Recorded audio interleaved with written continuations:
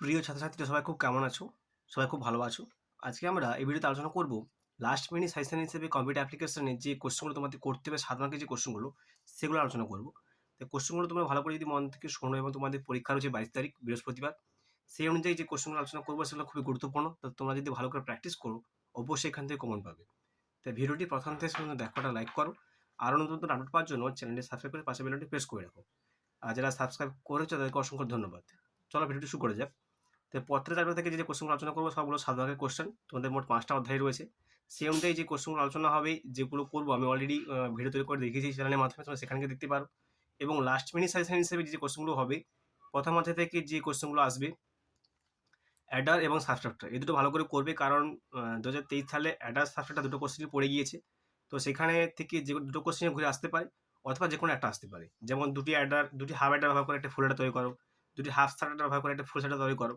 এবং এনকোডার থেকে যেমন ডেসিমেল টু বাইনারি এবং অক্টাল টু বাইনারি যে দুটো কোশ্চেন আছে এগুলো করতে পারো, এবং মাল্টিপ্লেক্সার।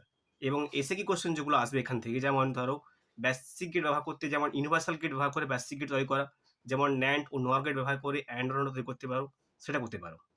এবং যতগুলো রয়েছে যেমন ন্যান্ড, নর, এক্সর, এক্সনর এই যে কোশ্চেনগুলো সেগুলো টুথ সার্কিট অঙ্কন করতে হবে। এগুলো ভালো করে পড়ে নেবে। ঠিক আছে?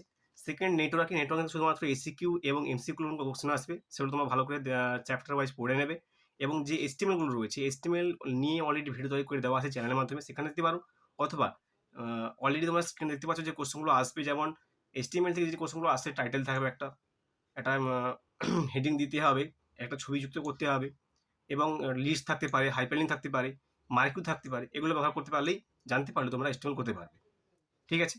আচ্ছা, পরে রয়েছে ডেটাবেস থেকে যে কোশ্চেনগুলো আসবে, ডেটাবেস থেকে সাধারণত রিলেশনাল থেকে যে কোশ্চেনগুলো সেগুলো সাধারণত এসিকিউ এবং এমসিকিউ। আর এসকিউএল থেকে যে কোশ্চেনগুলো আসবে সাধারণত অ্যাসেন্ডিং, ডিঅ্যাসেন্ডিং আর হচ্ছে হোয়ার স্টেটমেন্ট, এগুলো সাধারণত বেশি আসে। তোমরা অলরেডি স্ক্রিনে দেখতে পাচ্ছ কোশ্চেনগুলো। উত্তর সহ জানতে চাইলে তোমরা কমেন্ট করে জানাও, উত্তর আমি করে দেওয়ার চেষ্টা করবো পরীক্ষার আগে। আর যে এমএস এক্সেল আর এক্সেস থেকে যে কোশ্চেনগুলো আসবে, যেমন ধরো বলে দিচ্ছি একটা কোশ্চেন করে, এমএস এক্সেল থেকে অ্যাবসলিউট যে রেফারেন্সগুলো রয়েছে, অ্যাবসলিউট, মিক্সড এবং রিলেটিভ যে কোশ্চেনগুলো রয়েছে, এইখান থেকে কোশ্চেনগুলো আসবে।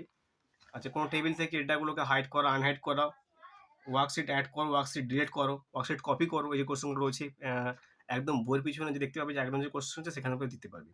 ঠিক আছে? আর এক্সেস থেকে যে কোশ্চেনগুলো আসবে, যেমন ধরো এক্সেস থেকে যে কোশ্চেনগুলো আসে, ডিজাইন ভিতরে রিপোর্ট তৈরি, validation rule, validation text property.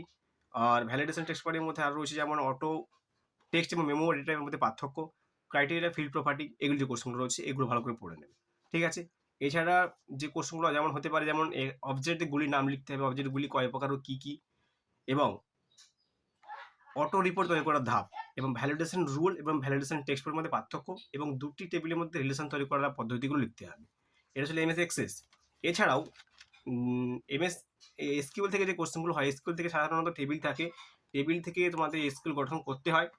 এছাড়া যে কোশ্চেনগুলো আসবে সেগুলোর মধ্যে খুবই গুরুত্বপূর্ণ একটি রয়েছে, স্ক্রিনে তোমরা দেখতে পাচ্ছ অলরেডি যে কোশ্চেনগুলো আসবে সেটা দেওয়া আছে এখানে।